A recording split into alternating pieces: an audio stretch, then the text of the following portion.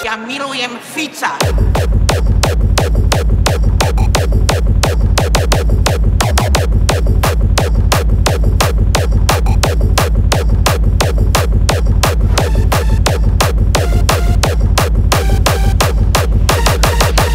To tam ale musíte povedať. Haló?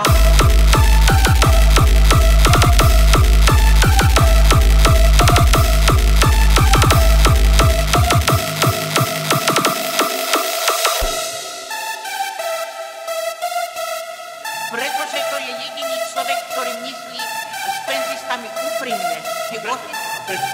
Prečo nám sľubuje? Pretože nás miluje.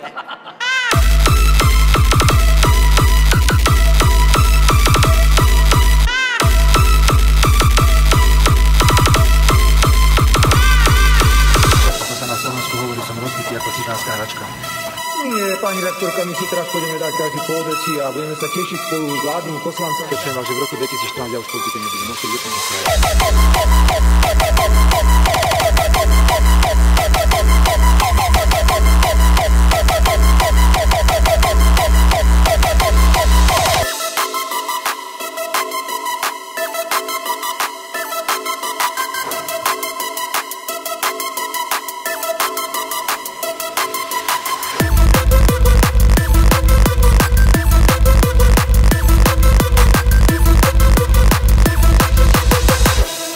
Chcem nechať odkaz pánovi Hegerovi. Ak ho stretnem, tak tento rožok namažem masovným bobkám do hody. Zoberme palice, lopaty a poďme do Národnej rady. Zoberme palice, lopaty a poďme na úrad vlády.